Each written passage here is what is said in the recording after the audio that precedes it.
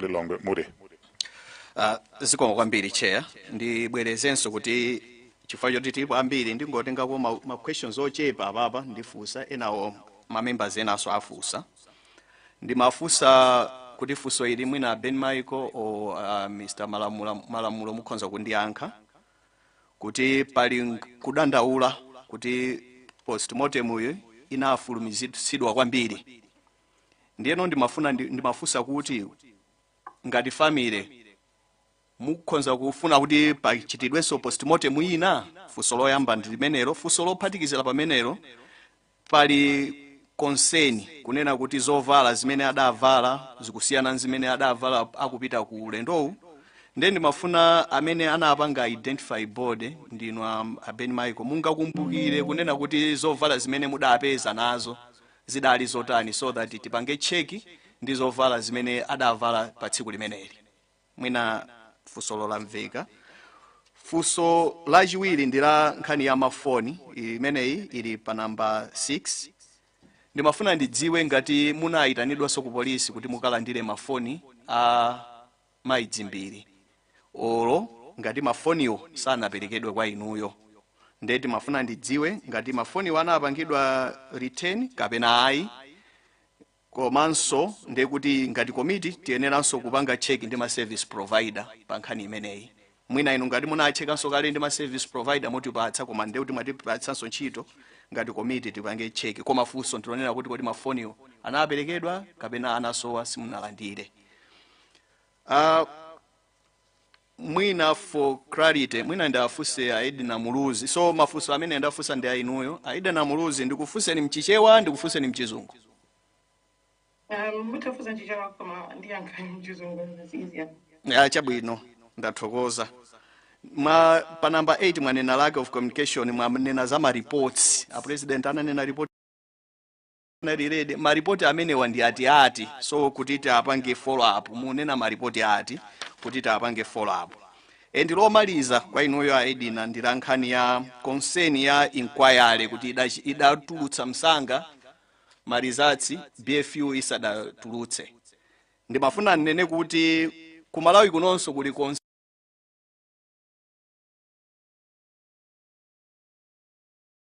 ofulumira kwambiri ngozi tangochitika nde inu mwanena kuti yayi inquiry imene iso inatulutsa marizatsi mofulumira kwambiri BFU report isadatuluke nde ndimafuna ndikufunseni kunena kuti kodi pamenepa kudakakhala kuti report imeneyi inquiry imeneyi yayamba msanga nde kuti idakatenga chaka isadatulutse marizatsi zimene inuyo mukufuna nde ndimafuna ndidziwe kunena kuti chimene chinaka kukomerani kwambiri pa timing kapena pa nthawi ya inquiry imeneyi chidakakhala chani kwenikweni chifukwa ena akudandaula kuti idachedwa inu mudandaula kuti marizatsi adatuluka msanga BFU isadatulutse marizatsi chimene chidakakukomerani kwenikweni kapena chimene mufuna kuti komiti ino itachita pamenepa ndi chani kwenikweni.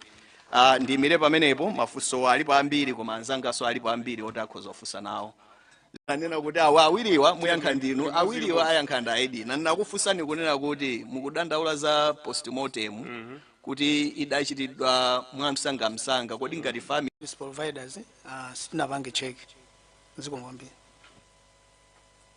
kwambiri nde kuti sopano Edina akhoza ndiyankha mafunso anga awiri aja.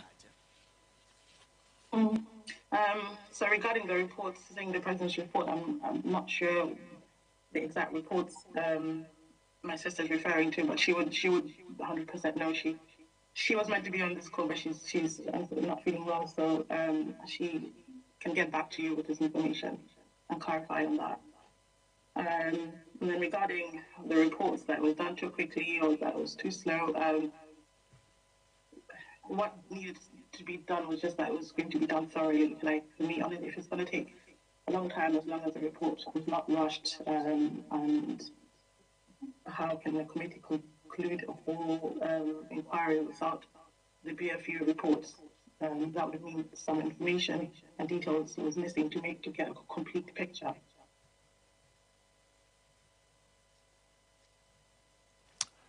Let's move on. Doa Kasangaze. Zikomo kwambiri chair poyamba ndi joine anzanga amene apereka uthenga opepesa kubanja la Muluzi chifukwa cha kuluza mayi wathu pepani kwambiri.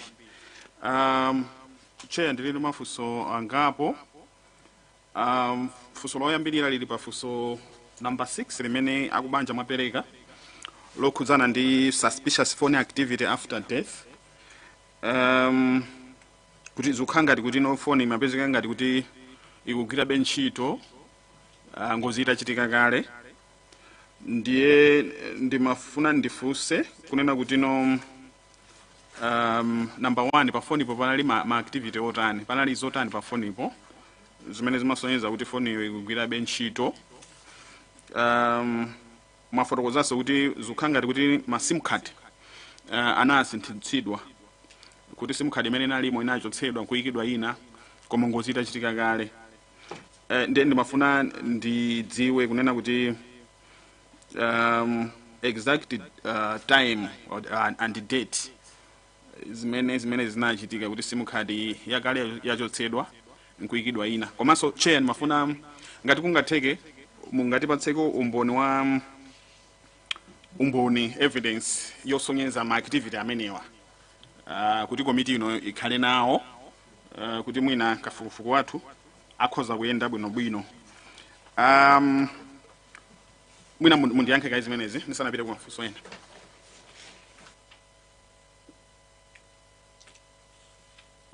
Yeah, I have a screenshot that my brother took of when Mom left the group chat, which was on the 10th of October 2024 at around 5:34 a.m.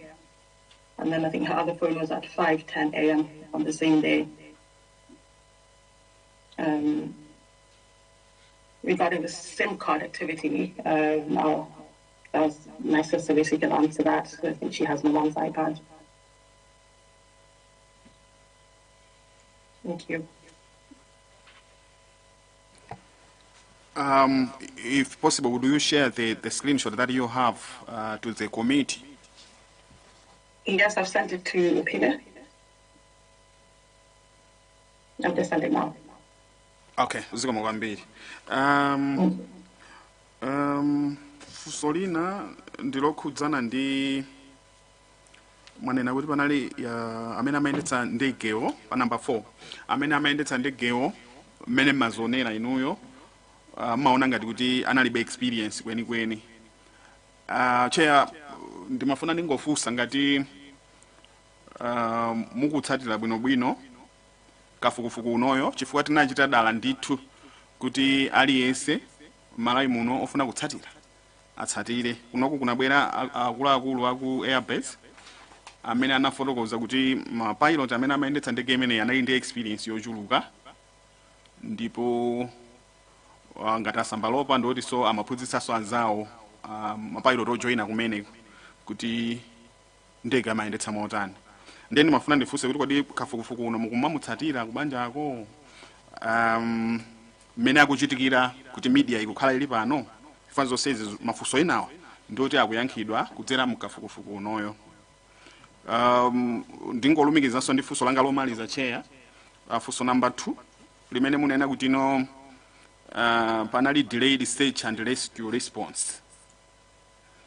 Mmene timakumana ndi ahale nkandawire amanena kuti kafukufuku anayamba cham'ma 1 amadikira kuti 4 hours fewer wa 4 hours amene anali mu ndegeyo akhale ngati kuti watha pamene mwina pakanakhala assumption yonena kuti ndegeyo sikuulukanso. Ndiye funso ilili lukhala ngati kuti linayankhidwa kale asindidziwa kuti kafukufuku uyu mukumamutsatira. Zikomo kwambiri che.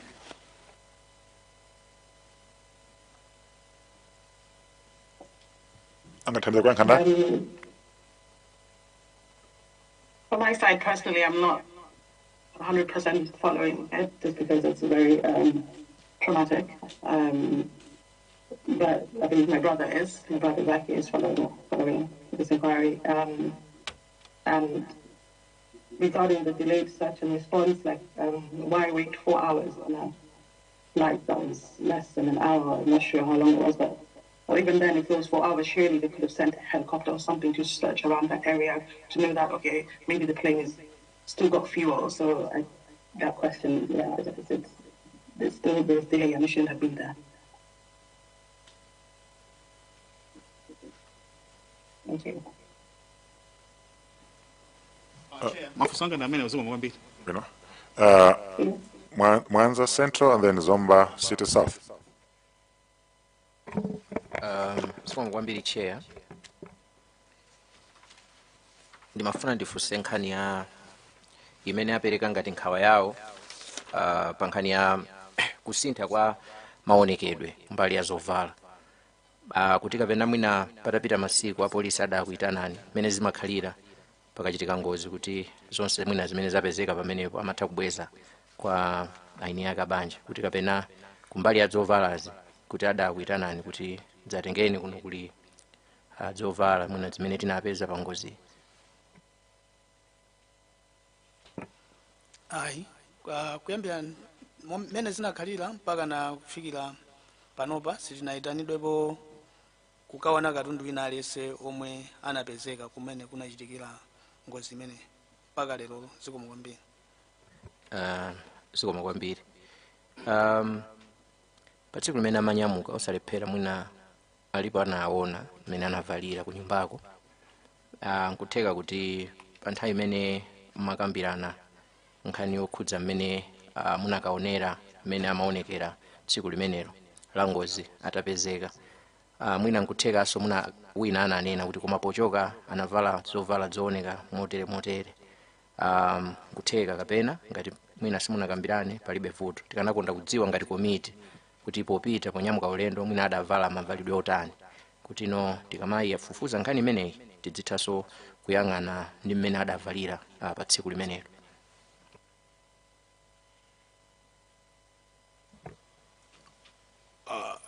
Kumbali ngati ndikuona ngati knowledge yoti adavala chani inenso sindikudziwa kuti adavala chani, koma I'm sure kuti crew yonse jesuti ingangokafika ukakwera ndege osajambulitsako zithunzi pena pake kwajambula anthu pabwino kawino ake kuti mwina anajambulako zithunzi maybe kuti tukakwera ndege, koma kumbali ngati ya family I don't know, maybe Kaluchi, I don't know. Koma ine ndi knowledge of kuti anavala chani. Okay, ine ndilongosola chonchi. Itafika nthawi yoti mwina akaveke thupi tinapita ku nyumba kukasaka zovala zomwe amavala Katolika popita ku maliro, ali ndi uniform yawo ndi sitimayipeza. Then mtsikana wina ananena kuti mwina anakayikira kuti mwina uniform imene mwina anavala popita ku maliro popeza maliro waso anali ampingo wa Catholic, ndi kuti mwina uniform imene anavala popita ku maliro kumeneko anakayikira choncho, komano ineyo sikuti tinaona kuti anavala chani. Zikoma kwambiri.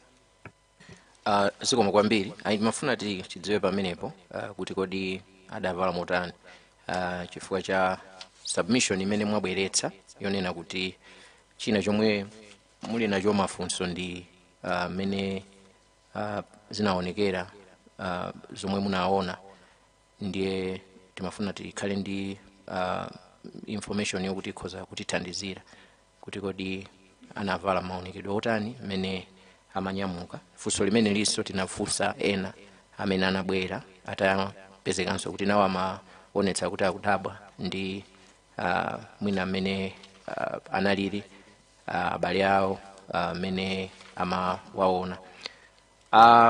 Funso langa lomaliza chair ndi nkhani ya violations of privacy and dignity kumbali ya zithunzi zimene zidatuluka pa social media.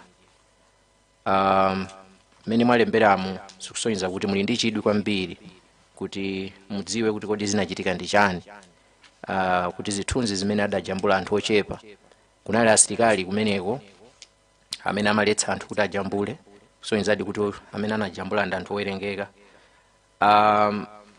Mwapitiriza kunena kuti why has no one been held accountable for this breach of respect and privacy. Tinene kuti ngati banja mukufuna mutadziwe kwambiri kuti kodi zithunzi zimene zidakapezeka bwanji pa social media.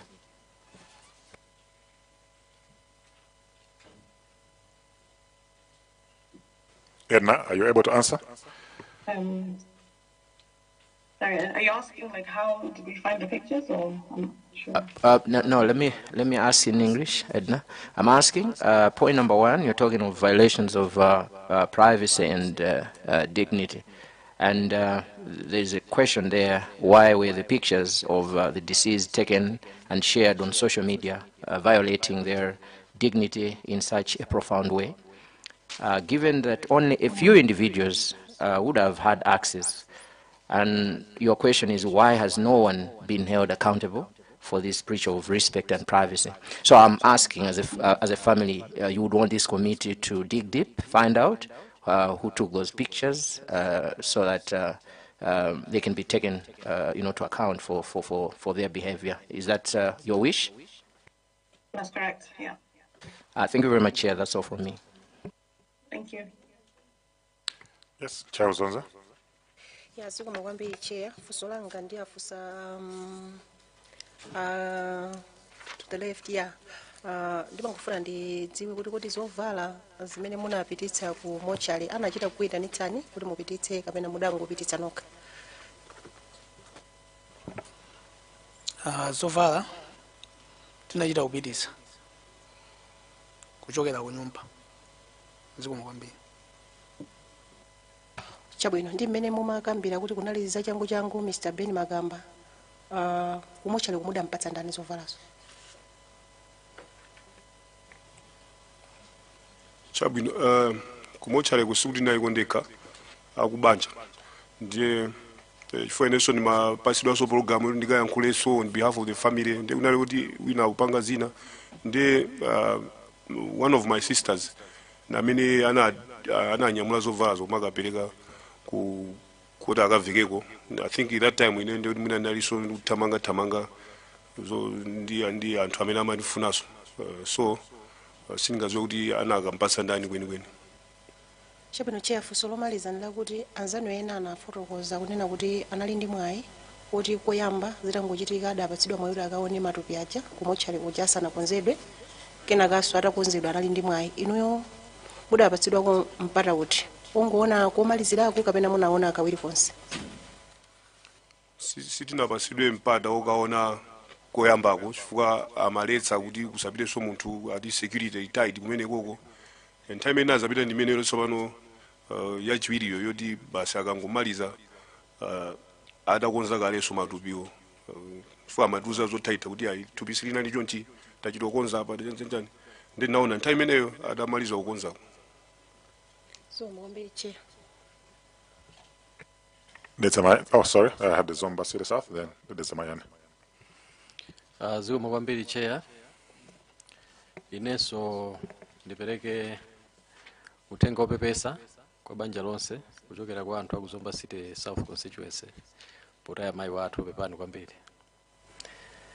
Chair, mafunso anga ndingofuna clarity alongosola bwino kwambiri anthu atatu amenewa.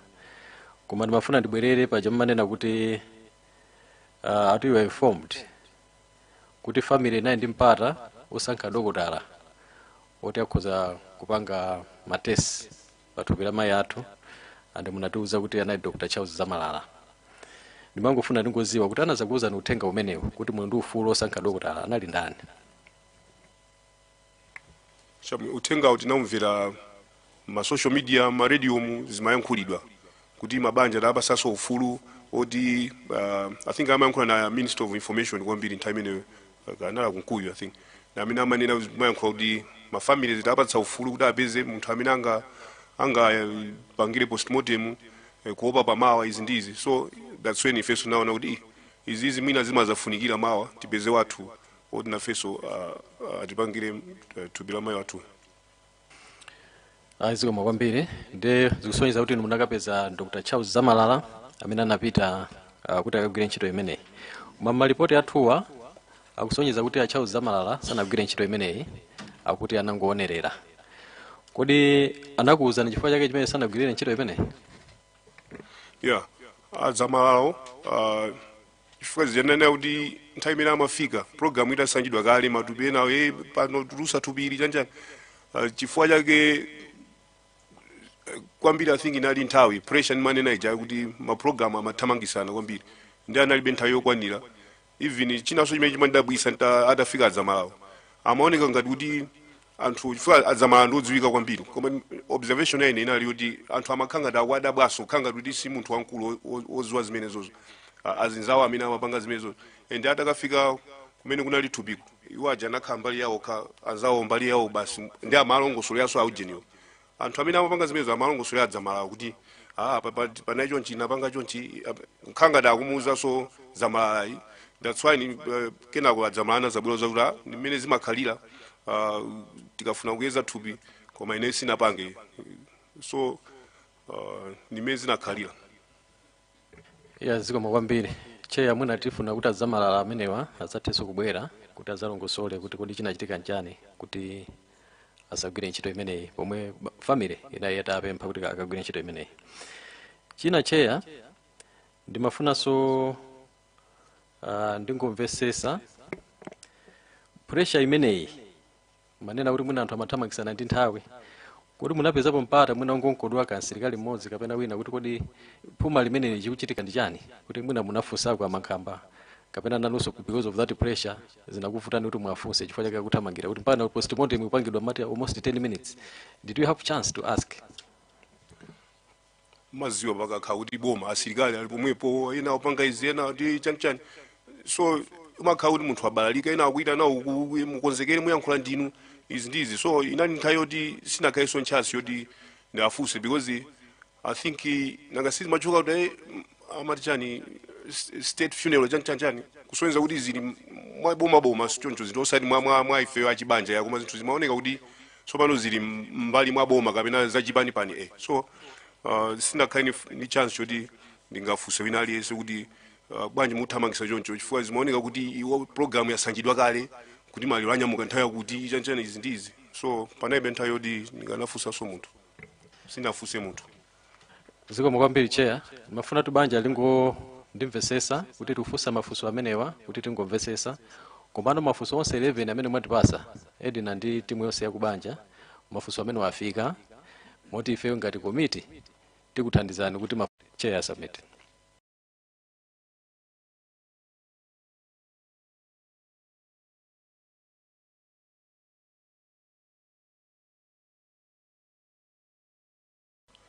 Ndimangofuna ndidziweko za amene tinapeza kuti atipange postmortem because ineyo knowledge yaine ndimamva kwambiri za dzamala ndi ife timaona ngati tatenga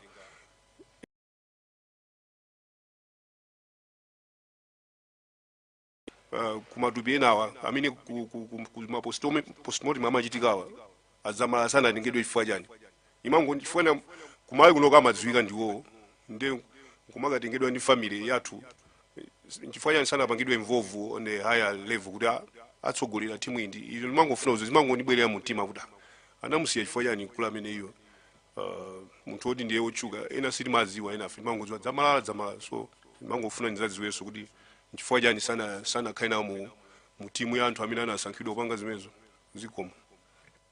No, ife tidakapanga kafukufuku mafunso onse amene muli nawo tikhulupirira tikamazamaliza inquiry tidzakhala ndi mayankho oyenerera.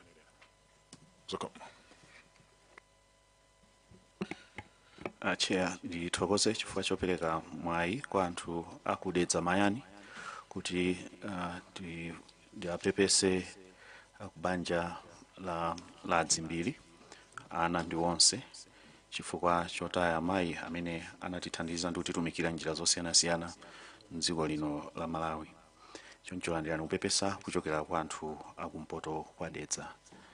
Ine choyamba cheya ndimafuna ndidziwe chifukwa munkufotokoza kwawo akuoneka kuti mayi Shanil Dzimbiri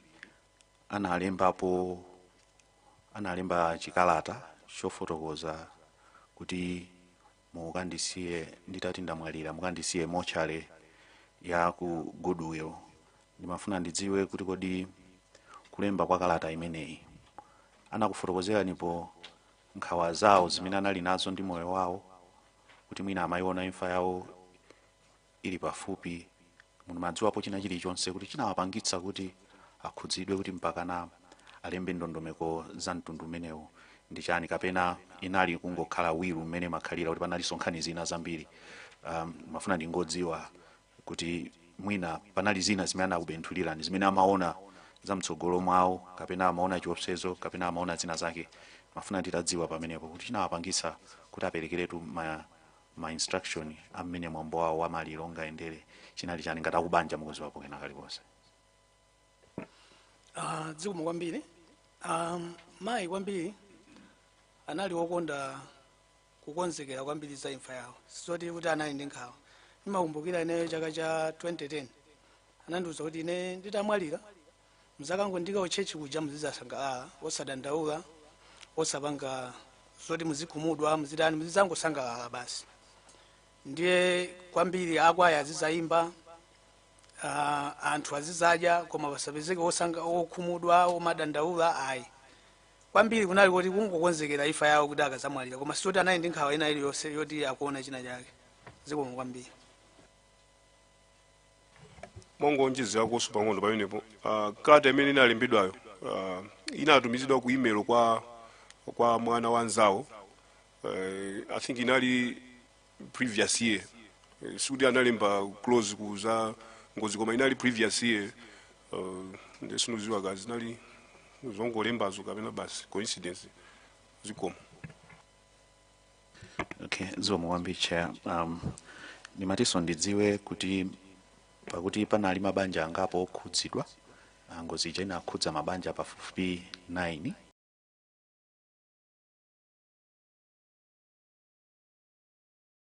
pakuti mwayi udaperekedwa kwa mabanja onsewo kuti apeze dokotala wawo amene angapange postmortem. Ndipo dziwa kuti Malawi muno madokotala amene ngochepa zedi ndigwirizane nanu kufotokoza kwanu kuti Dr. Zamalala ndi amene anali mmodzi woyamba kuphunzira ntchito zimezi koma mkatikati mwa ndimemu madokotala ena awiri atatu abweraponso kudzagwira kuphunzira luso limeneli. Then mangofuna ndidziwe kuti mwina ngati komiti tenera ufufuza bwinobwino kuti kodi mabanja enawa anasankha madokotala ake ati kuti mwina padali kungoganiza kuti mabanja onse agwirizana pamene mabanja onse sanagwirizane. Ndimangofuna kuti mwina ngati komiti chair tisatire bwino kuti mkutheka kuti mwina mabanja 4 or 5 agwirizana kuti apange ndi awa kupanga overlook kuti banja lina mwina silina khale nawo pamenepa. Komanso ndangofuna ndiunikire kunena kuti sindikudziwa kuti pamalamulo izozo ndizoti so committee tifufuze bwinobwino kuti pamalamulo antchito yawo Dr. Charles Zamalala ngati anali ololedwabe kugwira ntchito mu chaka chimene cha 2024 chifukwa mu chaka cha 2022 a medical council anawapeza ndi mulandu wotulutsa ripoti losagwirizana ndi mmene akubanja amaganizira pa imfa ya wina. Ndiye zimezo zinakafika ku court mpaka na a medical council anayikapo somawu kuti zikuoneka ngati ndondomeko zina za postmortem kapena kuti za autopsy sizinaende bwino. Ndiye koma izonso ndizoti mwina komiti ikathe kuziunikira kuti kodi nthawi imeneyi analoti akuloledwa kugwira ntchito ngati zimenezi pamalamulo aboma chifukwa ndikugwirizana ndi zomba vice chair wa komiti kuti malipoti amene tili nawo iwowa akutchulidwa ngati kuti amangoonerera observer ndimene ndi chichewa chimene chayikidwa. So sikudziwa kuti observer unabwera chifukwa choti anachedwa kapena kuti panali zifukwa zina mu practice yawo ndi azinzawo. Izozo mwina chair nangofunanso ndiunikire kuti fundo imeneyo ngati komiti dandolo lilonse imene labwera tizilitsatira ndi kuliyang'ana komanso poona ndi zina zimene zikuyenda kunjaku koma tili ndi chiyembekezo kuti ma pathologist amene adali mmenemu tikuganiza kuti ndi amene mabanja ena adawasankha kuti agwire ntchito imeneyi. Komano inu banja lanu ndikuganiza kuti linali lisanadziwitsidwe kapena simunali nawo ndi umboni kapena kulumikizana ndi enawa. Koma izozo ndizoti komiti tizitsatire chifukwa ngati atakhala kuti sanakudziwitseni thupi la m'bale wanu kuti ligwiridwe ndi anthu oti inu simunavomereze popanda pachingerezi amati consent ndi kuti pakagwiridwe ka ntchitonso za chipatala ndi ena ndi aboma amene amapanga zimenezo ndi tipatha kukhala kuti pena mwina zinaphonyeka. So tivomere koma nangofuna kuti chair pamene tikutenga notsi zathu fundo zimenezi zikhale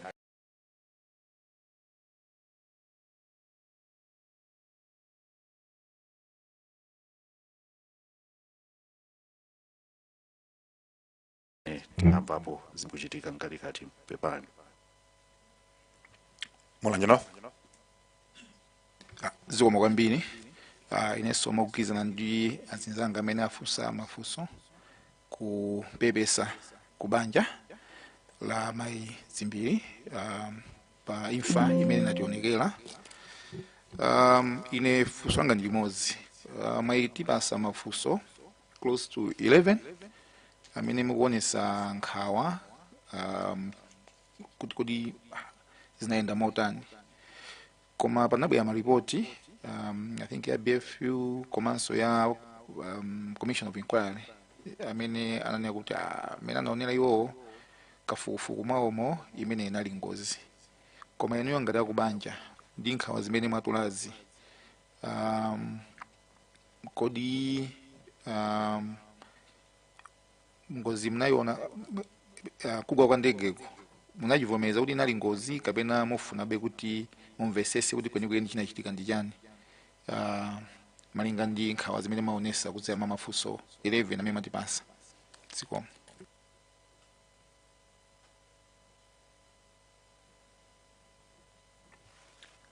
Edna, are you there? Yes, I'm here. I think we just need to wait for like a full, thorough inquiry, which is why we're all here. Because as I've written in the questions before, there's been some discrepancies and just unanswered questions, basically. So I think once we answer those questions and we're satisfied with those answers, then I think we'll be able to conclude. But I don't want to come to a premature conclusion about the whole scenario. Zomba Tondwe. Zomwe chair. I think inenso ndiyambe ndikupepesa chifukwa cha chipinjo chomwe chinagwerani. Mzimu wawo ziusa mumtendere mayi Dzimbiri. Chair, ine ndimangofuna clarity chabe. Poyambirira ndimafuna ndifunse kuti nonse ngati akubanja munatiuza kuti munamva ma social media kuti khanga ndi ndege yasowa. Ndimafuna ndifunse kuti kumbali ya kutsimikizira kuti ndege iyi yagwa kuyambirira kudziwa ngati kubanja collectively inali nthawi yanji tsiku limeneli kuti mumve koyamba kuti tachoka posowa tafikana poti ndege yagwa? Zokwambiri chef solanga lamba ndimene. Nthawi yomwe tinazindikira kuti ndege yagwa kudziwa kwenikweni it was around 10 tili komwe tinasonkhana komwe amakhala ku area 49 ndipo omwe tinapanga notice and ndikukumbukiranso nali close ndi afumu apa amankhamba anatenga foni yangu kundionesa kuti mukuona zinthu zizi pamene no tinachita notice kuti no zachitika, koma by that time tinalibe connection ina iliyonse yokumva kwina kwake, koma tinazindikira poona pa social media osakhala uthenga ochokera kwina kulikonse. Zomwe kwambiri onapa. Zomwe. I wanted to confirm with the daughter, Chair, through you. Did you get any, just to confirm because you are in the country, but many she was outside the country. Did you get any such confirmation before the stated time as with reference to what your colleagues have mentioned?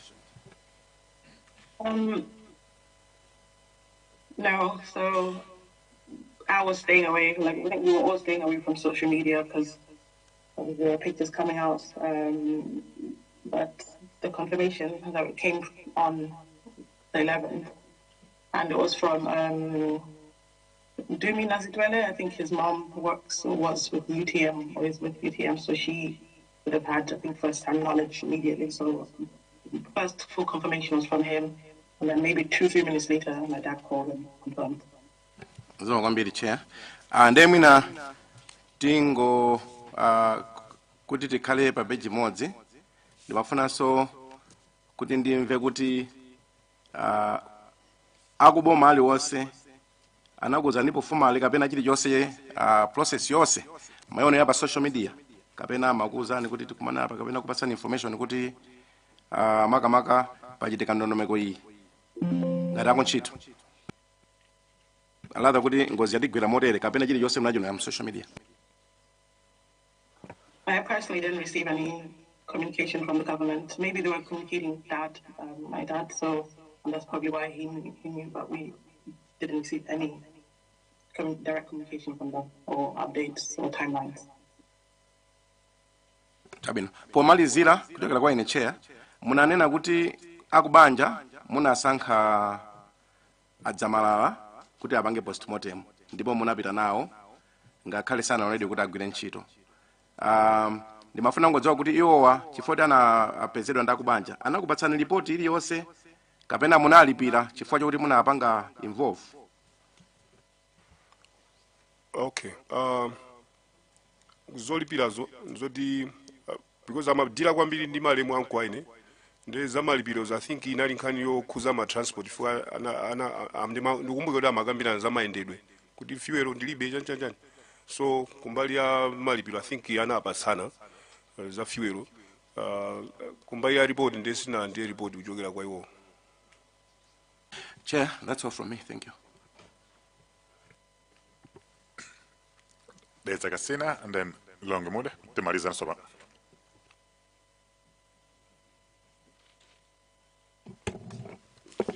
Zikomo kwambiri chair. Ndi joine anzanga onse amene apereka mawu awo achipepeso kwa inu banja la Mayi Dzimbiri chifukwa chotaya mayi komanso anti pa imfa yoteroyi. Chair, mafunso ambiri ndilibe zinazo zangafunsa kale, but I wanted just to go through some confirmation kuchokera kwa akubanjawa. Mafuna ndiyambire ya violation ya privacy kuti tikamayankha chair tikamapeza mafunso akubanjawaso akhala kuti atithandiza. Pama pictures ipo ndimafuna ndipange connect ndi bullet number 5 ya zimene atipatsa zimene zikuveka bwino kwambiri ndipo atipangira ntchito yophweka kuti tithandize kupeza zifukwa zoti tipeze chair. Ena ndafunsa kale nkhani ya zovalazo zimene anavala pa tsiku malemu Mayi Dzimbiri. Sindikudziwa kuti kodi Mayi Dzimbiri amakhala ndani kulonga kuno. Mayi Dzimbiri amakhala ndi mwana wawo twin brother wa Edina Muluzi ndi amene amakhala naye. Zikomo kwambiri ona. Tsiku limene amanyamuka kupita ku Zuzu sana nenepo kuti anavala chani olo wantchito wawo ngati anayi ndi wantchito. So far sanalongosole kuti anavala chani. Zikomo kwambiri ona. Ndimafunsa chifukwa choti ndimaonanso witness anabweretsa akalilombe dzulo la protocol. Zangovuta kuti poti apanga kale dzulo. I was critical akanabwera mwina after iwo waifa. Ndamene akone kuti anapanga last interact ndi malemu Dzimbiri pamene anali limodzi ku VIP lounge komanso pamene anachoka kukakwera ndege kumapita ku Zuzu mwina akanatha kuti longosolera chifukwa mene anakambira bambo Ben Michael kuti mwina panabe zithuzi komete navera dzulo muja kuti I think anthu anangokwera straight kukakwera ndege sanali ndi mwina nichira komiti nochiya kuti tipeze kuti anavala chani so that we can tiyankhe mafunso ana amene muli nawo amene so dziko so ndi lili nawo. Koma ndimafuna ifoni ma pictures amene anatulukawo ndi mwina samaonesa zithuzi kuti anavala chani mapicture amene anapanga secret khale zizolakwika koma the pictures amene anapanga secret wa social media sanaonetsenso kuti anavala chani.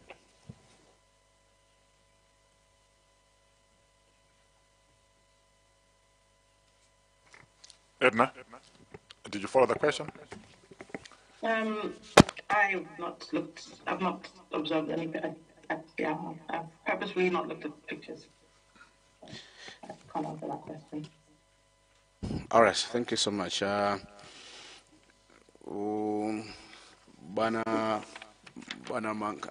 on that one, mafati pite sindudziwa bwana nisana pite ku commission of inquiry report ikuoneka kuti amene anapita ku inquiry on behalf of the family ya Dzimbiri ndi Mrs. Lucy Dixon. Nikupita kubanja mwadziwe? Mwadziwe anyway? Yeah, she's my sister. All right, thank you. I think her comment based on this inquiry report, Chair, on page 57, I think she specifically mentioned and talked about the issues which is also on this presentation from the family, the issues to do the autopsy, the gaps in the autopsy reports. I think that will come, but I wanted to talk, Chair, on the issues of violation of privacy on the picture, because I will not ask them a question because I think the one who went there was not there, is not here with us this afternoon. But just out of, I think looking at your bridge number 8, no, I'll go to bridge number 11. Give me a hint that you had gone through the Commission of Inquiry report, is it? My sister went through it, yes. Oh, it's your sister went through it. Okay, fine. Because Chair, if you go to page 81 of that of this inquiry, Chair, this inquiry report also commission had agreed on the same observations, many family and issues of violation of privacy, and I wanted to Chair just to take a note. There was there's a recommendations on page 89, maybe where when we're engaging the former IG or either in the next phases, we'll need to follow up, because there's a recommendation where it said the police should immediately investigate the leakage of the pictures at accident scene and hold account to those responsible for further leakage.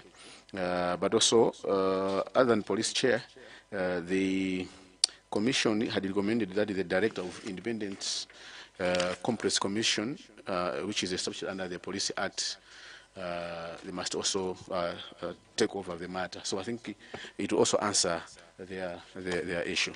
Now, Chair, I wanted to go on the Anafusagala, I think Dr. Zomba City South. I wanted to call him by his name. On the autopsy report, the gaps. Anafusa kuli nchifukwa chani mwina ngati adanena apo chifukwa chake chimene sana atengerepo gawo adzamalala ndiye mwayankha. Komanso masamples amene sanatengedwe, the family, your presentation has said it. Koma ine ndimafuna nditavetse kuti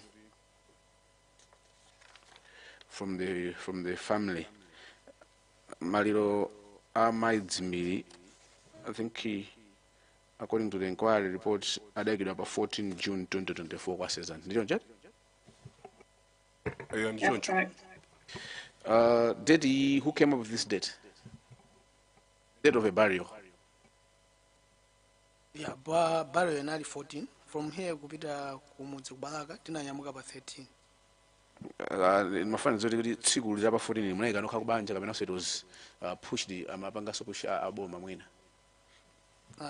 Mene zinali maliro janadi state final. Nde zambiri zokhuza kwa kupita kumanda whatever zimakhuza kwambiri asilikali not anthu ngati akubanja. No, ndimafunsa kuti tsiku kuti maliro lika tsiku lakuti munali kubanja kapena anali aboma. Tsiku loyika maliro kuti kupanga chiganizo kuti maliro latuzeka lachitatu olo lachinayi munayika ndinuyo tsikulo kapena akuboma ana kupanganiso, because Chair kusulanga lupira ifaje kuti the autopsy was done a day area imene anapanga mwachanguyo. So I wanted to understand kuti madediwa anakupatsanso ndakuboma pamene anapanga nokha. Date lapa 14. Who came up with a date of 14?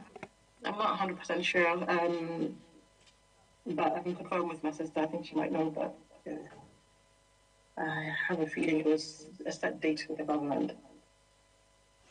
Okay, Chair, I was asking because the Commission Inquiry Report, page 51, where you're talking about the site of the autopsy. The autopsy were conducted on the 13th June 2024, and the burial was the next day on the 14th. So I wanted to understand kuti amene amakuthamangitsana chichitike mwachangu anala kuboma pankhani ya autopsy yokhayi koma kwina koma mayendetsano ngati akubanja kapena chilichonse aboma anakuthamangitsa kuti chiyende mwachangu.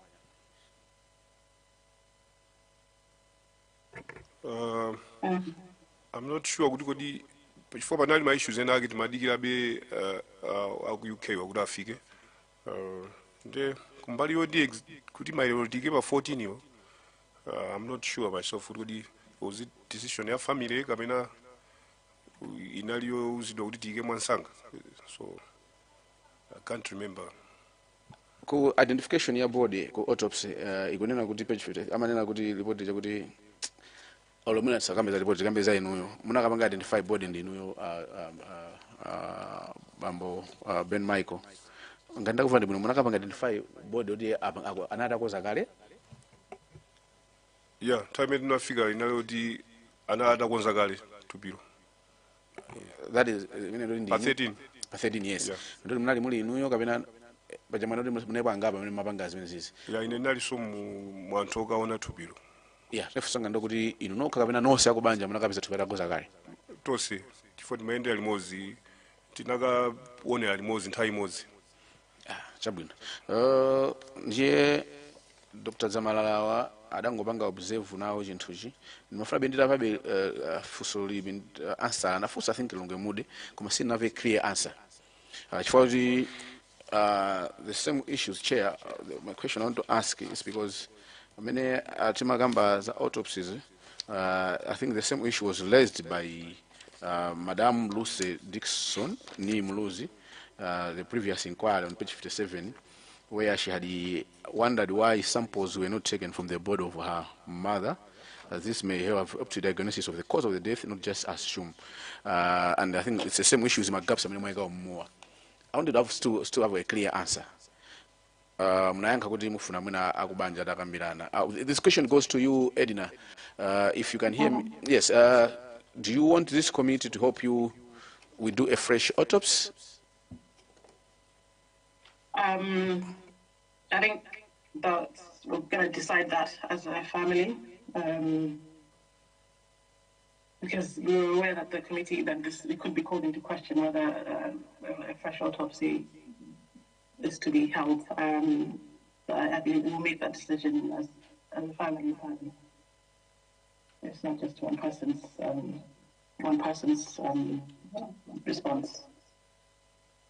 All right, I was asking that because I wanted to answer to help you and help this committee, also even the country, to answer the gaps which you had noted in the autopsy report on your breed number 3. That's why I'm asking that if there's a need to have a fresh autopsy with the same your preferred pathologist who already maybe observed, not participated, but observed the process, the area process. So I think for you, Chair, would ask that the family decision and stand should be maybe very timely before we conclude the inquiry, so that we can answer the gap on the breed number 3. Very lastly, the issues of communication. I've heard you several times. Edina says maybe they were communicating with my dad. For responses here, should we assume that some communications maybe from government were communicating with your dad, and your dad was communicating to you as children? Yeah, that's correct. Chair, that's all from the Zagasin. Chair, supplementary or just some clearance on his question? Yeah, just to clarify, ngani ya autopsy, tinipa specific phase. Immediately unigire in detail.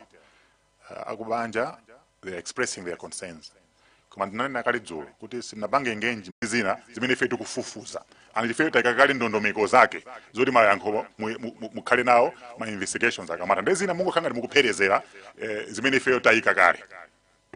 I just wanted to have that clarified. Thank you. Understood. Good. Lilonge mude? Chair, zikomo kwambiri.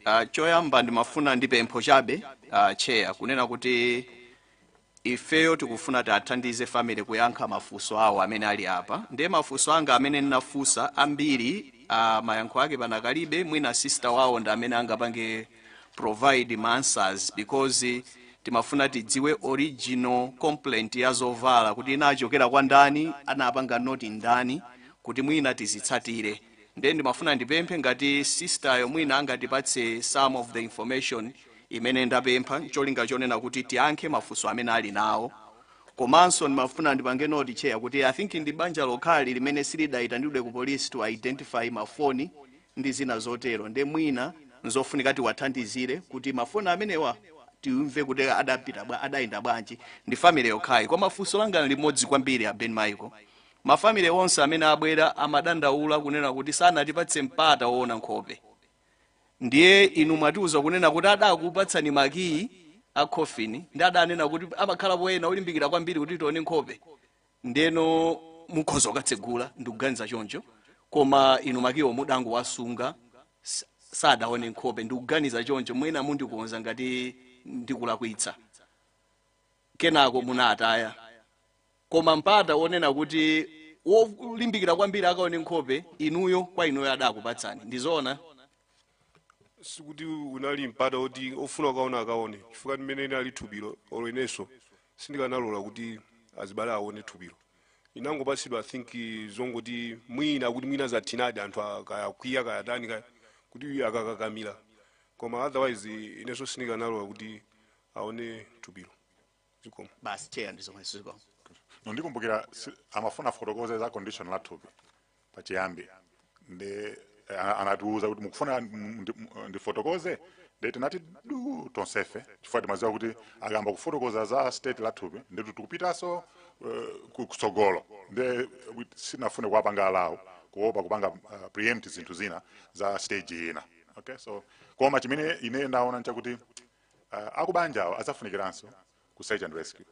Okay, kumene matupi amapezeka, kumene mahandovers amachitika, zonse kuti zapanga collaborate maripoti aku polisi, ame ndi akufamile. So ndungu wapanga alert kuti tizakhala tikufuna maka mukamasa sankhana kubanjako Luce Dixon, mayi Luce Dixon amene wandofunikira kuti azathene kubanga collaborate reports amene nati nawo ndi ma questions amene alipo. Chimene ndaona ine kwambiri. Komano ndimafuna kuti ndikuthokozeni inuyo kuti mabwera ngati achinyamata ndino anyamata mosenu atatu kuzayikira umboni wa zimene mukuziziwa za amene anali mayi wanu ena you are just nephews koma mwalimba mtima kuzanena zimene zizi kuzafotokoza zimene zizi. It's not easy, okay, to face committee ya ku parliament ndikumayankhula. It's not easy kumakukumbusa ni zakale, it's too fragile. Ana simunakwime ena koma kumakumbusha ni zakale koma ndikumafotokoza ndimafuna kuti ndikupangeni comment kuti kulimba mtima kumene kwako ndimene mayi wanu akanafuna. Komanso ndaona chiyanjano kubanja lanu zimene mayi Patricia akanafuna kuti zichitike mpaka na pano your family is united. Mabwera pano ena ali ku UK Malawi kuno mabwera kuzapanga testify so that there is unity. Ubali umene upitirire chimene wafuna kunena chimene choto mwina kapena ngati pali mawu omalizira pamene tikutsekera mukhoza kulankhula mmodzi. No, that's all. Thank you very much, Chair. Thank you for your time. Yeah, kuchokera kwene tingothokoza kuti munatula kuti bwere tilo masuka mukatifuna tilipo basi pamene pazifunikira information yetu tipereke mene tili nayo tilo omasuka muzitipanga contact. Zikomo. Tathokoza kuti apeni ndina mfumu ndikudabwa simunagwade nonse achingalire. IMP ndamene akunjenjemera kwambiri koma sindikudabwa authority imene muli nayo, voice imene muli nayo kuti mukuyimiriranso banja. Sindikudabwa kuti anakusankhani kuti muyimirire banja koma akalankhula zina ndi zina. So ule mwana wa mfumu ule mwana tikuthokozeni. Argentina tikuthokozeni. Mwini mawu kapena ifeso tingothokoza komiti yonse komanso boma kuti inaganizirapo kuti liwunikireso za kafukufuku ameneyi. Nde tikufunirani zabwino zonse ambuye akusogolereni pamene mukupitiriza kugwira ntchito imeneyi. Zikomo kwambiri. Zikomo. Edna, you have any comments, last words to say? You already said? Yeah, no, just to thank the committee for your time today. As my cousin has said, may God lead you inquiry, and we're open. Any questions that you have, please just feel free to reach out to us, and we're here. Thank you very much. No, we appreciate your time, your effort. Tukutokozeni kwambiri chifukwa cha mtengo wabatali imene ife tinakhala nanu kucheza nanu sizinthu zophweka. Tingopempha atati awe ala akutsogolereni mu zonse. Tikalera ndi mathero azokambirana zathu. Zomwe kwambiri. Zikomo.